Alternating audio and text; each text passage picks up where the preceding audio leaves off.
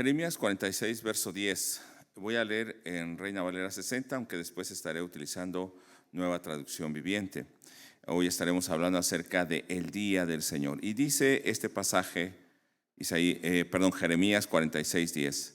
Mas ese día será para Jehová, Dios de los ejércitos, día de retribución, para vengarse de sus enemigos, y la espada devorará y se saciará y se embriagará de la sangre de ellos, porque sacrificio será para Jehová, Dios de los ejércitos, en tierra del norte, junto al río Éufrates. Como decíamos hace un momento que iniciamos, parece un pasaje bastante fuerte, sin embargo, hay un propósito en este pasaje y Dios nos está enseñando algo. Y nos enseña el día de hoy, pero en ese momento le enseñaba al pueblo de Judá, le enseñaba a Jeremías, le enseñaba a mismo Egipto y Babilonia lo que Dios estaba haciendo, la soberanía de Dios, el gobierno de Dios, inclusive sobre las naciones extranjeras. Vamos a orar. Padre, te damos gracias y pedimos que en este momento, al abrir tu palabra, recibamos bendición tuya, que estemos sensibles a tu voz y que en esa voz podamos descubrir la voluntad para nosotros y que no seamos rebeldes. Te bendecimos porque tú sigues hablando a tu pueblo el día de hoy, aún a través de estas escrituras que parecían para ese pueblo o ese momento, pero son actuales, son reales y nos siguen dando un mensaje. ¿Qué es lo que pides? ¿Qué es lo que quieres para nosotros? En esta hora, Señor, solamente queremos ser barro en tus manos, como ese pizarrón o esa hoja donde tú vas a escribir tu voluntad. Que estemos conscientes de que muchas veces no será agradable, pero es el propósito tuyo, el llevarnos a ese encuentro, a esa disciplina, a ese día en el que tú tratarás de una manera fuerte con los enemigos, pero también en una restauración con tu pueblo. Bendito eres, Señor, en el nombre de Jesús. Amén. Nos habla el capítulo 46, verso 10, de un día de retribución. El día de Jehová se le menciona en el Antiguo Testamento, o el día del Señor. De hecho, en el Nuevo Testamento se menciona más como el día del Señor, el día de Jesucristo, y tiene la misma imagen. Pero estaremos viendo por qué Dios está hablando de ese día, como si Dios hubiese marcado un día y nadie puede cambiar ese día, y así es. Dios ha determinado algo y nadie puede cambiarlo. Cielo y tierra pasarán, pero su palabra no pasará. Y este verso 10 que estamos viendo, vamos a ponerlo en contexto. Nos está hablando del juicio o la retribución o la venganza de Dios sobre Egipto, y habla de la tierra del norte junto al río Éufrates. Es un lugar que se llama Carquemis, y ahí sucedió una guerra. De hecho, nos dice desde el principio del capítulo qué año es: el año cuarto de Joacim. Ese año cuarto es el año 605 antes de Cristo, y es el año en que se suscita esta guerra, la guerra de Carquemis. Y esa ciudad Carquemis era la ciudad del dios Quemos, o sea, de un ídolo. Y en este momento Dios está decretando juicio contra Egipto. El faraón es Necao, el rey de Egipto o faraón, y es vencido por Babilonia. Habían dos potencias en ese momento. Hacia África estamos hablando de Egipto, y Judá está en medio. Hacia el norte, después de Asiria, se levantó Babilonia, y ahora Babilonia está dominando. Entonces hay una guerra entre estas dos potencias, queriéndose quedar con estos territorios que están en el centro. Pero Dios va a juzgar a Egipto, y en este lugar de Carquemis es importante porque Judá, cuando venía a Babilonia, confiaba en que Egipto le libraría, en que Faraón le libraría. Y de hecho, el padre de Joacim, que era Josías, se enfrentó a este faraón antes, cuando Faraón también iba a Carquemis en el año 609 antes de Cristo, 5 años antes, precisamente para detener a Babilonia, el avance de Babilonia antes de Asiria y luego de Babilonia. Cuando venció a Nínive, iba para vencerlo, y sale Joacim, y es cerca de Jerusalén, un lugar que se llama Megiddo, y ahí es vencido Joacim y es muerto. Josías. Y ahora Joacim cuando Egipto va de nuevo para enfrentarse a Babilonia, Joacim ahora confía en Egipto. Ahora piensa que Egipto puede detener a Babilonia. Pero lo que Dios le está diciendo, yo voy a hacer un juicio sobre Egipto, sobre Necao, que es el faraón de Egipto en ese momento. Entonces era importante porque la derrota de Necao va a ser también la derrota o la caída de toda confianza de Judá en algún apoyo. Recuerde que Dios ha estado hablando, pero ellos ¿cómo estaban? Confiando a veces en ejércitos, confiando en su propia fuerza, confiando que ahí está el templo de Dios, confiando en muchas cosas, pero no han confiado en Dios. Dios les habla, pero ellos rehúsan oír la palabra de Dios. Y en el capítulo 45, como contexto, en el capítulo 45, vamos al verso 3 del 45, Baruc está totalmente desanimado. Dice en el verso 13, en Nueva Traducción Viviente, estoy repleto de dificultades. ¿No he sufrido ya lo suficiente? Y ahora, Señor, has añadido más. Estoy agotado de tanto gemir y no encuentro descanso. Esta situación de Baruc, aunque ya nos hablaron acerca de este capítulo, esa situación de Baruc de un desánimo total, de una derrota por lo que ha sufrido, y es justo, ha sufrido mucho y ve el sufrimiento. Jeremías ve el sufrimiento. Es la misma situación de desánimo que está enfrentando el pueblo, que está enfrentando el mismo rey. Y es una situación que podemos creer que también Jeremías está enfrentando, porque muchas veces también reclama por qué Dios le ha permitido ver todo ese dolor. En el libro de Lamentaciones nos va a hablar muchas veces de eso, y al final vamos a ver algo de Lamentaciones. Pero en este tiempo peligroso, la gente o los que hablan de superación personal dicen que el tiempo de crisis es cuando esas crisis sacan lo mejor de cada persona. No sé si ha oído eso en los terremotos, pero también sacan lo peor, ¿no? Porque hay gente que aún viendo la crisis se aprovecha de eso. No hablemos de los políticos, no, ellos no hacen eso, ¿no? Pero la gente a veces saca lo bueno, pero pasa esa situación, ¿y qué pasa con ese sentimiento bueno de la gente? Vuelve a lo mismo. O sea, era momentáneo solamente. Y en ese momento de crisis, por eso también en el creyente es importante cuando pasa por momentos de dificultad y de crisis, porque es un catador para saber qué es lo que hay realmente en el corazón de cada uno, cuál es la intención. En el verso 5 del capítulo 45, Dios le ha dado mensaje a Jeremías y le está hablando a Baruc, diciéndole, mira, dile esto a Baruc. Y le dice en el verso 5, ¿buscas grandes cosas para ti mismo? O sea, ¿no ves la situación? Y sigues buscando grandes cosas para ti mismo, no lo hagas. Yo traeré un gran desastre sobre todo este pueblo. ¿Por qué estás buscando esas recompensas si viene un desastre? Enfócate en lo que Dios quiere, en lo que va a pasar. A veces vivimos tan frustrados con nuestra mente en el futuro que no aprendemos a vivir nuestro día a día, ¿no? A confiar en el Señor, a esperar en el Señor, a caminar con el Señor. Y entonces, este capítulo 46, esa era la condición en la que estaba Baruc, la que estaba el pueblo, la que estaba Jeremías, la que estaba el rey. Y entonces ellos confiaban en quién. Va a venir Egipto y nos va a librar. Pero en el año cuarto de Joacim, es el 605, cuando empieza la deportación del pueblo de Judá. 605, viene Babilonia, los va a rodear y se lleva a Daniel y a otros nobles, a los primeros deportados, o más bien expatriados. Se los lleva. Y en ese momento, ¿cómo se sentiría Baruc y Jeremías? ¿Cómo se sentiría usted? Desanimado, ¿no? Pero en ese momento, entonces, en el capítulo 46, si usted ve en el verso 1, si nos los ponen aquí al principio,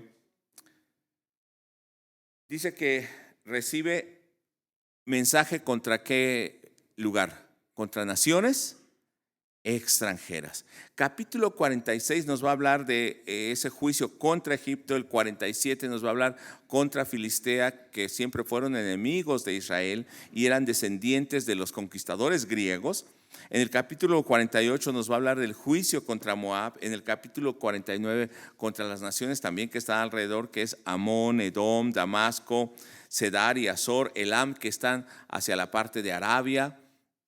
Y nos va a hablar sobre el juicio sobre ellos, pero del capítulo 50 y 51 nos va a hablar aún el juicio contra mismo Babilonia.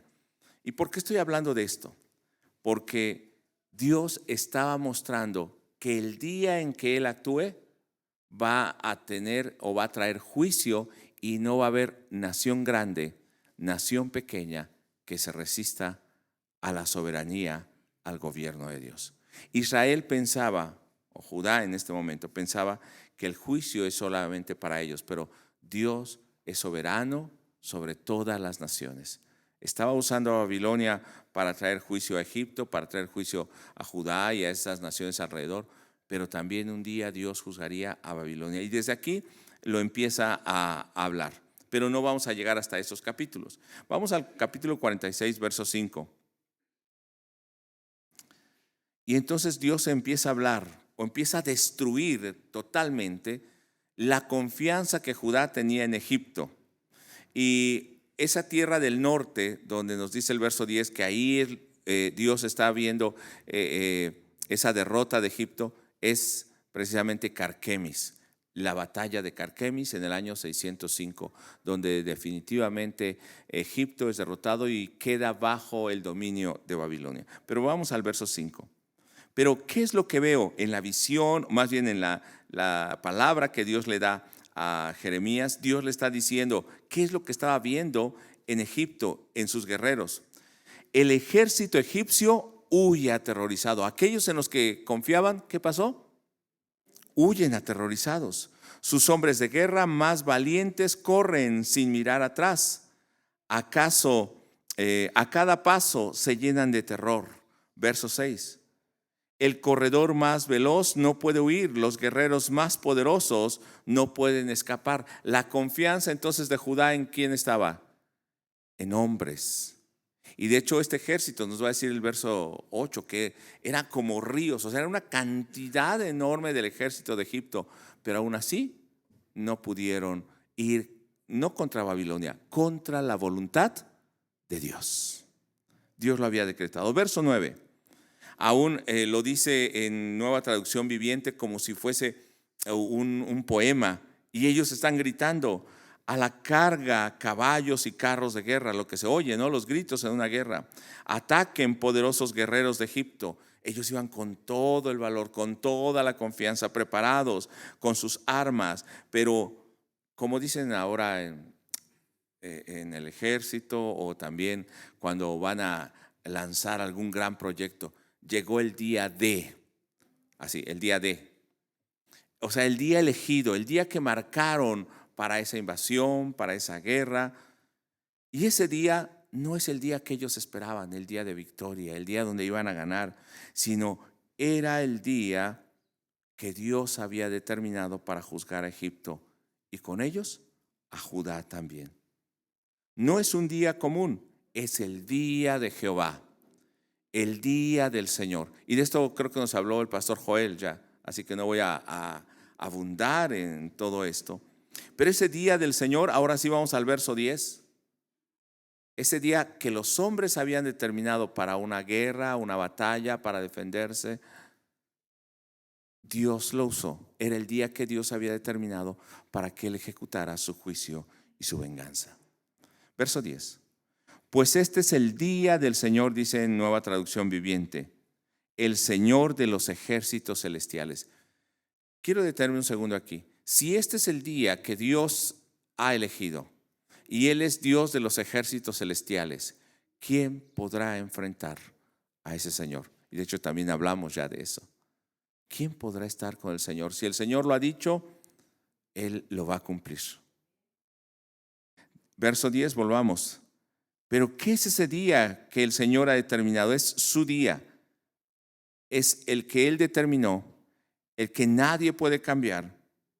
Y siempre pensamos o decimos, este es el día que hizo Jehová, nos gozaremos y nos alegraremos en él. Y ciertamente hay un día para gozarse y alegrarse del Señor que Él ha preparado. Pero cuando habla del día del Señor en el Antiguo Testamento, y de hecho también en el Nuevo Testamento, no está hablando solamente de un día de victoria o de un día donde el Señor muestre su gloria, sino veamos lo que dice el verso 10.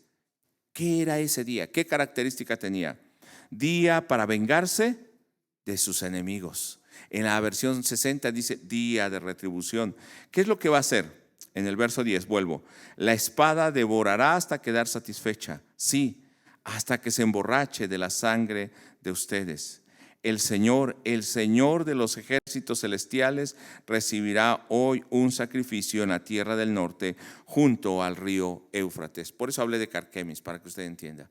Eso que estaba pasando ahí es que el Señor lo estaba permitiendo. No era la derrota ante Babilonia, era la derrota ante Dios. Ese día o el día del Señor tiene una característica: día de venganza. Dice en Jeremías 50, verso 15, que también le va a llegar a Babilonia ese día. Lancen gritos de guerra contra Babilonia desde todas partes. Miren, se rinde, sus murallas han caído. Año 539, cae finalmente Babilonia ante los medo-persas. Dice en el verso 15 de donde estamos: es la venganza del Señor, así que vénganse también ustedes, hagan lo mismo que ella le hizo a otros. ¿Y por qué trajo Dios este juicio? Porque dice que los había usado como instrumento, pero ellos aprovecharon, se burlaron y además abusaron, haciendo males, no solamente dando juicio, sino haciendo mal. Creo que es algo como lo que pasa con Estados Unidos.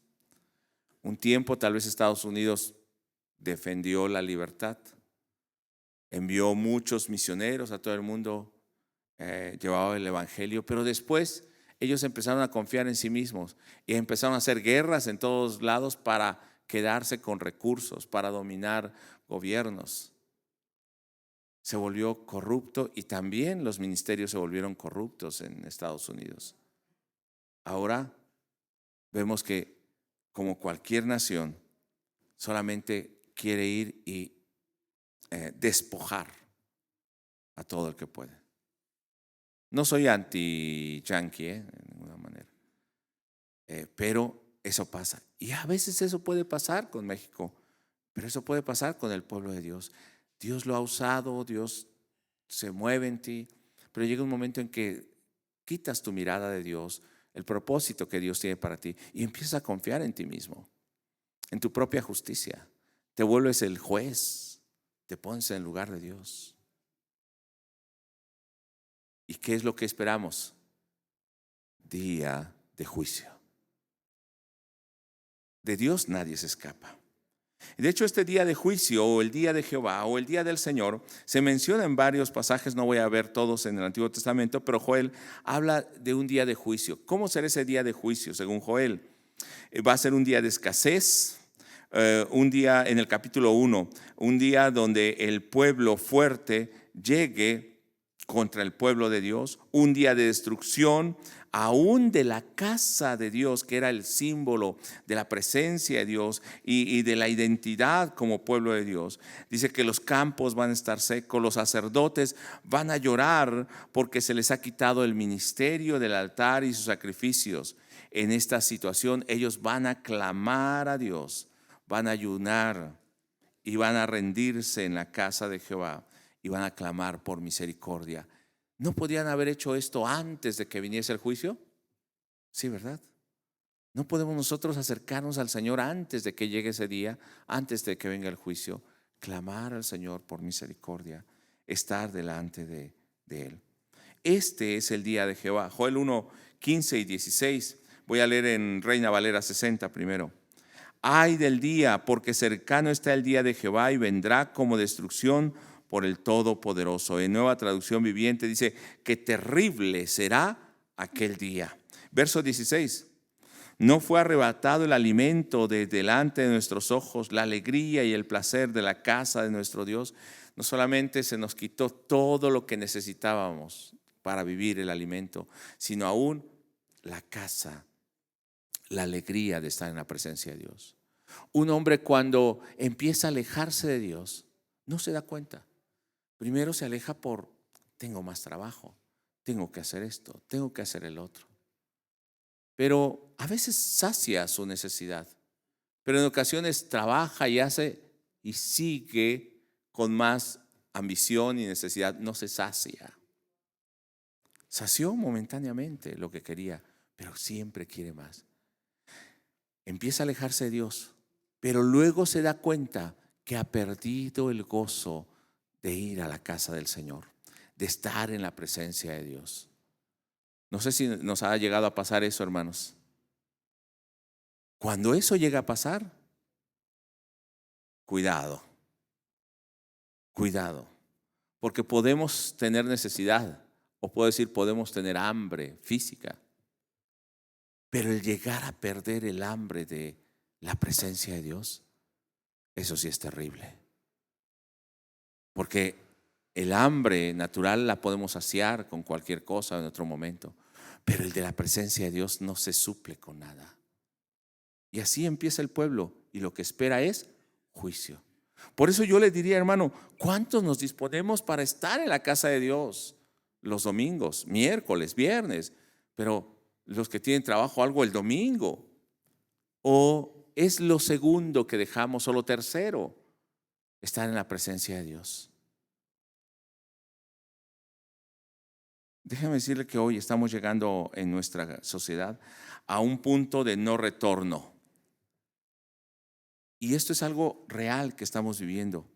Se están levantando contra la voz profética de Dios.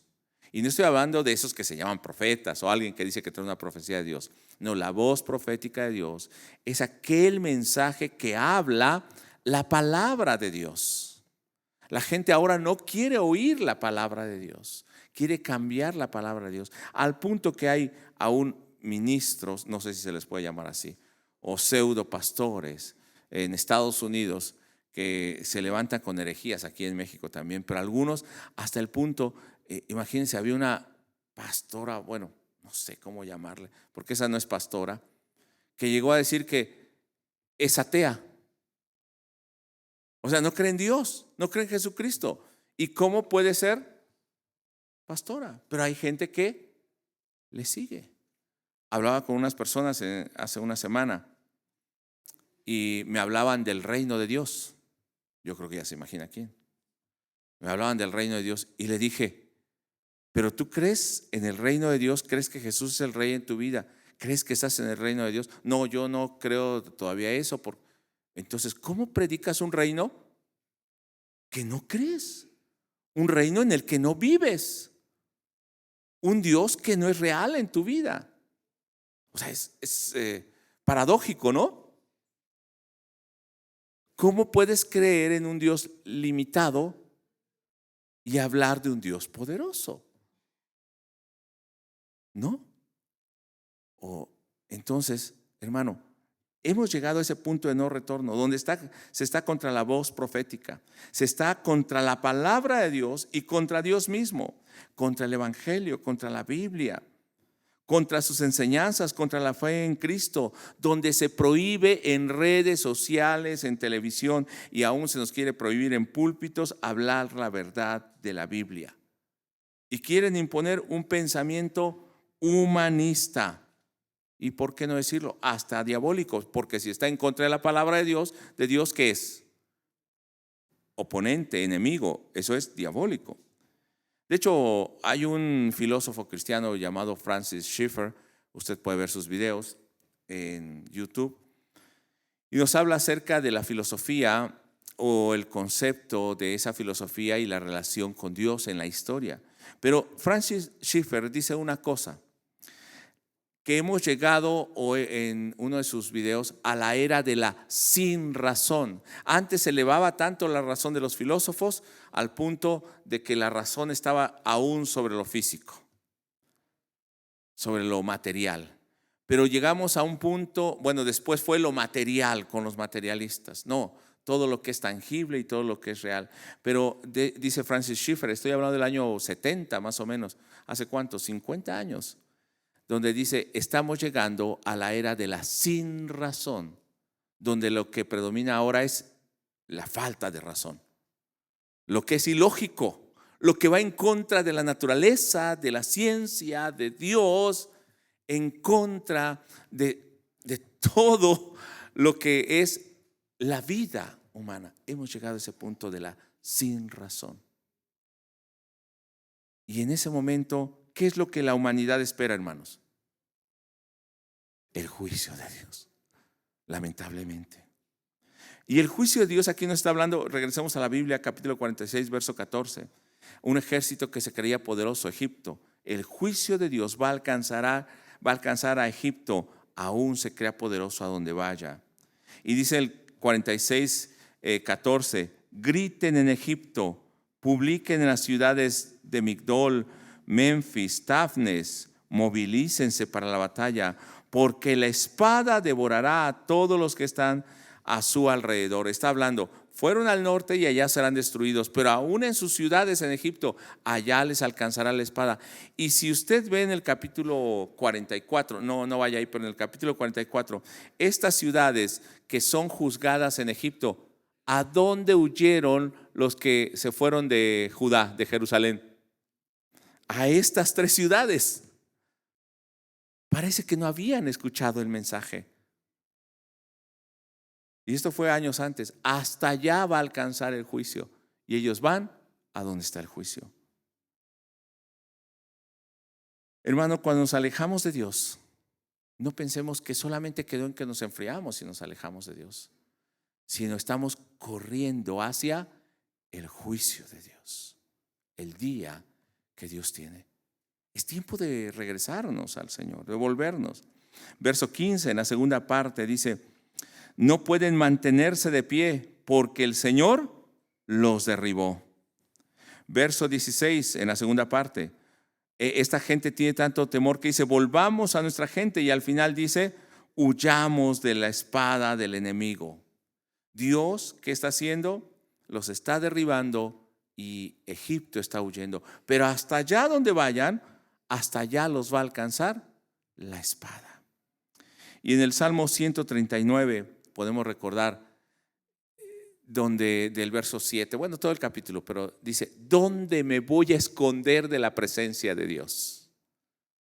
Si hiciera mi habitación en los cielos, en la tierra, en la peña, donde quiera, allí estás tú. Y no me voy a esconder. Estos huyen. ¿Y sabes dónde estará el día del Señor, el juicio de Dios? A donde escapen, a donde quieran escapar más bien, donde huyan. Hermano, no podemos escondernos de la presencia de Dios. También van a recibir el mismo trato, Egipto, el mismo trato que Judá. En el capítulo 46, 19, dice que también ellos tienen que preparar maletas porque serán desterrados. Estas ciudades van a quedar desiertas. Y en el verso 21, vamos al verso 21. Es un día de enorme destrucción, ese día de Jehová. Parece que estuviera hablando de temor solamente de Dios, pero es lo que está hablando aquí. Quieren que vea a través de ese pasaje, que el pueblo vea que Dios no está limitado, que Dios es soberano, es todopoderoso, que Dios cumple su juicio. Y aún quieran escapar, aún sobre las grandes potencias, Dios cumple su juicio. ¿Sabe qué es lo que vemos ahora en Estados Unidos? Juicio de Dios. El alejarse de Dios trae juicio. Verso 21. Los mercenarios de Egipto se han vuelto como becerros engordados. Ellos también se dan la vuelta y huirán, porque este es el día del gran desastre para Egipto. Verso 25. De hecho, en el verso 21 al final dice, es un enorme castigo, un momento de enorme castigo.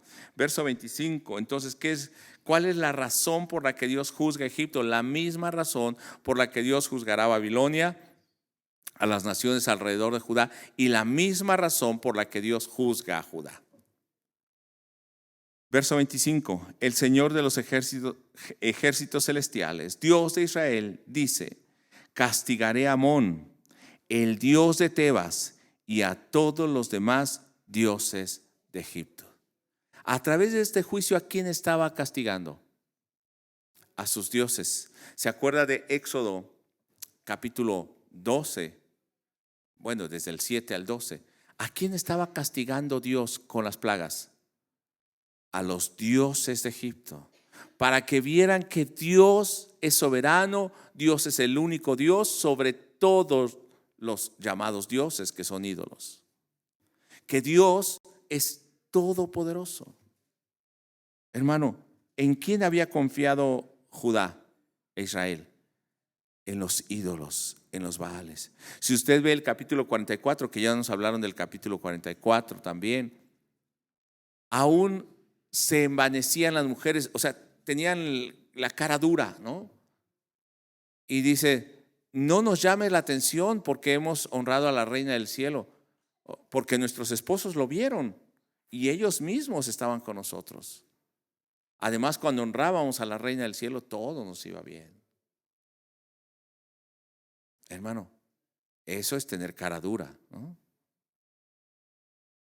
Desvergonzados, no sé cómo podemos decirle, confrontando a Dios y diciendo, de hecho dicen: no vamos a escuchar tu palabra, Jeremías. Nosotros vamos a hacer lo que salga de nuestro corazón, lo que nosotros pensemos, lo que nosotros decidamos.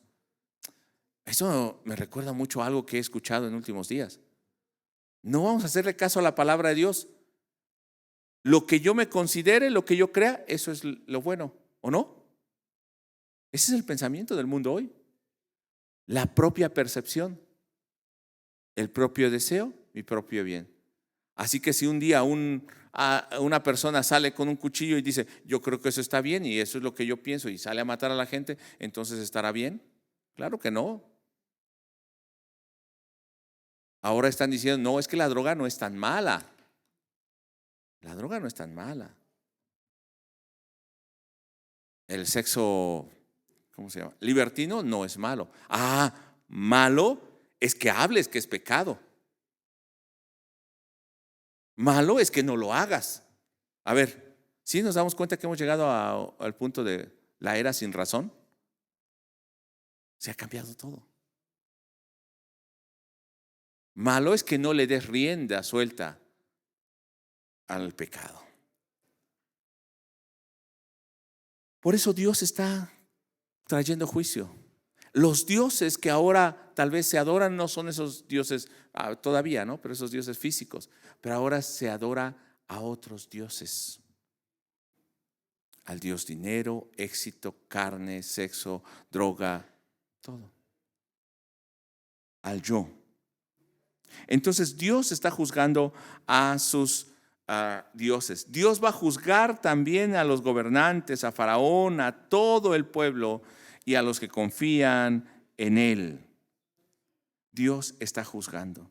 Pero el juicio, hermano, aunque se escucha fuerte, pero el juicio es una disciplina y muestra, tal vez a muchos no les guste, pero muestra la misericordia de Dios. Va a decir: ¿cómo no creo que Dios obre de esa manera? Dios está pasando a Egipto en un proceso de disciplina para que puedan conocerle. Dios quería que le conocieran. De hecho, Dios quería usar a Israel para que todos le conocieran, pero Israel fue el primer desobediente. Dios quiere usarnos a nosotros para que el mundo conozca a Jesucristo. Amén. Pero nosotros no debemos ser como Israel. Nosotros tenemos que honrar a Dios. ¿Por qué Dios trae esta disciplina? Lo vamos a ver en el 46-27 en adelante. ¿Por qué Dios trae esta disciplina a Egipto? Para enseñarle a Egipto, pero también para enseñarle a su pueblo, a Judá. Voy a dar 5 razones por qué. Para que no se apoyen en Egipto u otra potencia humana, no se apoyen en brazo o en carne, en hombres. Segundo, para que dejen a sus dioses paganos, pero vemos que Israel era necio, igual que Egipto. 3, para que conozcan que el Señor es justo, por eso castiga y disciplina al que ama, corrige, y al que recibe por hijo. 4, para que tengan confianza absoluta en Dios y no tengan temor aun cuando vengan las tribulaciones. Sepan que aún esa situación está bajo el control de Dios. Nada se ha salido del control de Dios. Y 5, para que sepan que el Señor los volverá del destierro, o sea, Él cumplirá su promesa para que vivan en paz y tengan restauración. Vamos al verso 27. Pero no temas, mi siervo Jacob, no te desalientes, Israel, pues los traeré de regreso a la casa desde de tierras lejanas, y tus hijos regresarán del destierro. Israel regresará a vivir en paz y tranquilidad, y nadie los atemorizará. Si usted tiene esta esperanza y está pasando una gran prueba, ¿dónde va a poner su confianza? ¿O dónde va a poner su mirada? En la promesa, en la esperanza que tiene, no en la situación que está pasando. Yo creo que igual usted que yo hemos pasado situaciones en que llegamos al final de la quincena, al final de la semana, y ¿cuánto tenemos en la bolsa? 0. 0. Pero ¿qué dice cuando es el día 14? Mañana es quincena. Ajá. No pone su mirada en este día, mañana. Ya mañana llega, ¿no?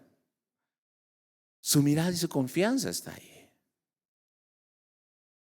Y hermano, entonces cuando ve la situación difícil, por ejemplo, hay días que me estoy durmiendo hasta la madrugada, estoy preparando clases, estoy dando clases en 2 lados, aparte para acá, para la iglesia y otras cosas que hago. Y no es por el dinero, hermanos, pero cuando usted hace ese trabajo y ya quedó cansado y a veces hasta le gana el sueño ahí donde está estudiando, se siente satisfecho. Porque sabe que a uno que reciba, por ejemplo, lo que recibo del seminario donde estoy dando clases, sé que es algo que lo trabajé, que lo gané. Y sabe que esa es la recompensa de todo ese esfuerzo. Bueno, está pasando por tribulaciones, por pruebas, pero usted se mantiene firme al Señor, fiel al Señor.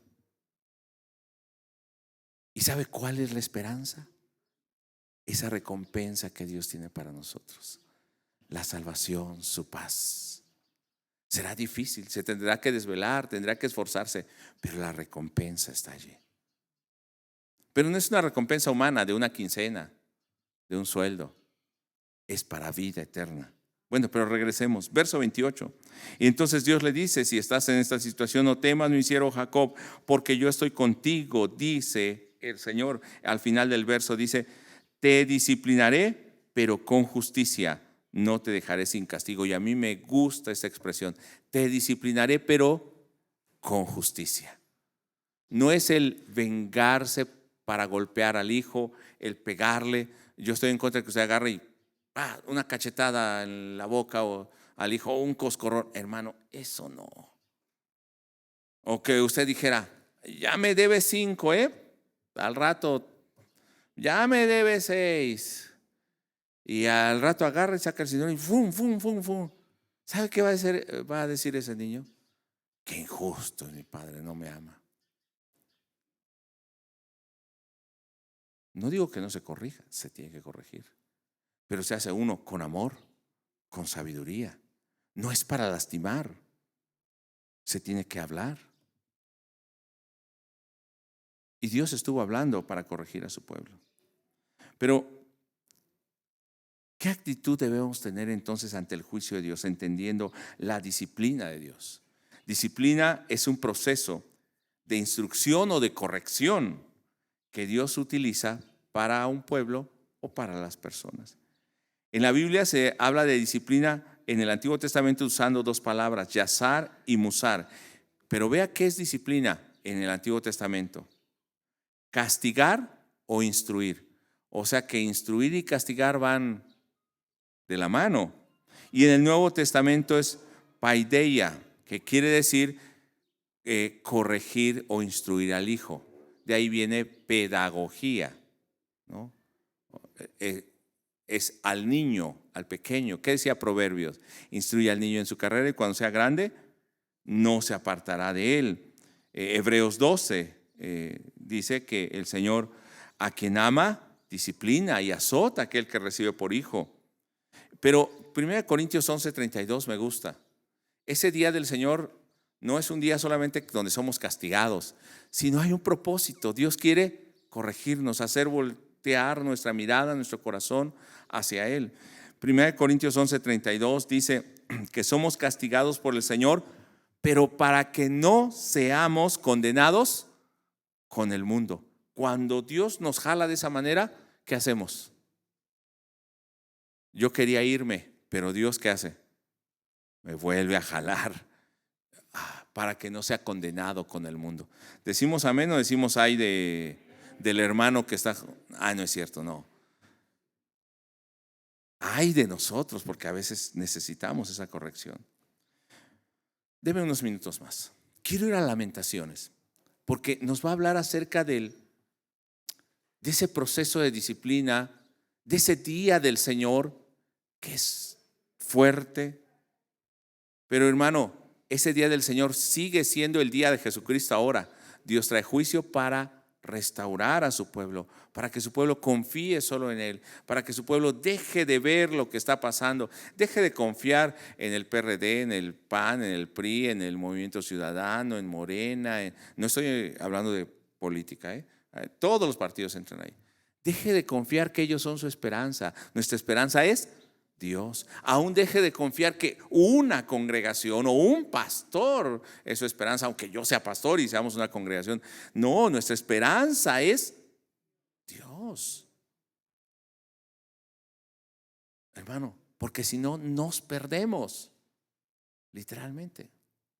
Hermano, vamos a Lamentaciones y vea la situación en la que estaba Jeremías, pero cómo tiene esa lucha interna en ese día del juicio, pero es el día del juicio para ellos, el día del Señor, pero también cómo va aprendiendo, cómo Dios va tratando con él y cómo él va entendiendo la voluntad de Dios. Capítulo 1, verso 18.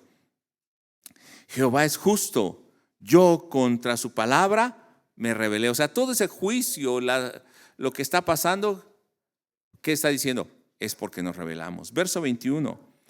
Oyeron que gemía, o sea, le piden a sus amigos, a las otras naciones, mas no hay consolador para mí. Entonces, ¿en quién tienen que poner su confianza? Solamente en Dios, porque el Señor está cumpliendo el juicio. Y de hecho llega un momento en que también Jeremías se cuestiona, ¿por qué permites esto? El capítulo 2, verso 7. Desechó el Señor su altar, menospreció su santuario. O sea, aún el servicio, imagínense, llega el momento en que nos cierran las iglesias, en que ya nos están queriendo limitar para predicar, Y hay grupos de presión, no solo en México, a nivel mundial, que sabe cómo le llaman a la predicación o hablar de Jesucristo o hablar de la Biblia: discurso de odio, ser retrógrada. Hermano, estamos llegando a ese punto. ¿Y qué tiene que hacer la iglesia? La iglesia tiene que continuar siendo iglesia de Jesucristo. No puede ser de otra manera. Porque el mundo va a hacer eso, siempre lo ha hecho y lo va a hacer. Pero la iglesia tiene que mantenerse reflejando la imagen de Cristo. Verso 11 del capítulo 2. Mis ojos desfallecieron de lágrimas, se conmovieron mis entrañas, mi hígado se derramó por tierra a causa del quebrantamiento de la hija de mi pueblo, cuando desfallecía el niño y el que mamaba en las plazas de la ciudad. Todos los que tienen niños aquí o sobrinos, ¿qué haría usted si ve a su hijo sufrir? ¿Qué no haríamos? Verso 12. Decían a sus madres, estos pequeñitos, ¿dónde está el trigo y el vino? Desfallecían como heridos en las calles de la ciudad, derramando sus almas en el regazo de sus madres. O sea, se morían ahí. Verso 17. Jehová ha hecho lo que tenía determinado, ha cumplido su palabra, la cual él había mandado desde tiempos antiguos. Destruyó y no perdonó. O sea, lo que Dios dijo, lo va a hacer. Lo que estamos hablando, hermano, es advertencia, porque lo que hagamos nosotros somos libres para hacerlo. Pero finalmente la consecuencia, Dios va a cumplir. Dios lo va a hacer. Parece que Dios no escuchara la oración entonces de su pueblo. Pero aún en esa situación, Jeremías llega a entender y recapacitar. Capítulo 3 nos dice en el verso 8 que Dios parece que ha cerrado sus oídos para no escuchar. En el 18 dice que el profeta ha perdido toda esperanza aún en Dios. Pero en el verso 21 dice: esto recapacitaré en mi corazón en ese día de juicio. Por tanto esperaré. Verso 22: por la misericordia de Jehová no hemos sido consumidos, porque nunca decayeron sus misericordias. Si estamos en lucha y en prueba, es muestra de la misericordia de Dios. ¿A cuánto les ha dolido una muela? Es señal de que está vivo, ¿o no? ¿Sí? ¿Cuántos han tenido hambre? Es señal de que todavía quiere comer. Entonces, ¿cuántos han pasado por pruebas?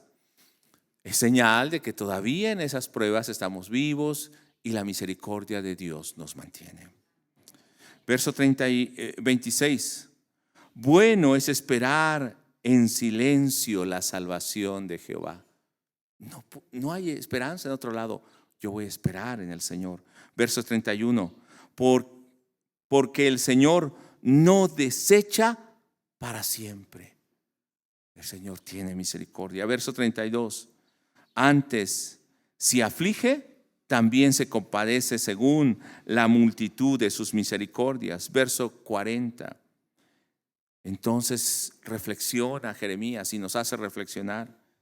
Escudriñemos nuestros caminos y busquemos y volvamos a Jehová. Porque aunque nos hemos rebelado, Él ha perdonado. Verso 57. Te acercaste el día que te invoqué, dijiste: no temas. O sea, estoy pasando por esa prueba, pero ¿qué me dices? No temas. Verso 58. Abogaste, Señor, la causa de mi alma, redimiste mi vida. Y hermano, esta es la confianza que puede haber en nuestro corazón. Capítulo 4, verso 11. Cumplió Jehová su enojo, derramó el ardor de su ira. Ese es el día de Jehová, el día del Señor. Verso 13. Pero ¿cuál es la causa? Por eso decía: volvamos al Señor, recapacitemos, entendamos. Es por causa de los pecados de sus profetas y la maldad de sus sacerdotes, quienes derramaron en medio de ella sangre de los justos. Hermano, es un momento en el que nosotros tenemos que reflexionar por qué estamos pasando esta situación en el mundo y en México. Nosotros como iglesia, tal vez ellos no entiendan, pero nosotros podemos entender. Y que ese remanente permanezca.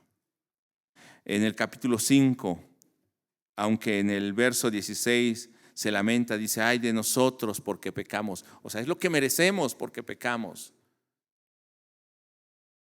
Pero Dios sigue teniendo misericordia. Verso 19: mas tú, Jehová, permaneces para siempre, tu trono de generación en generación. Pero tú sigues siendo rey y gobernando, aunque pasemos por esta situación.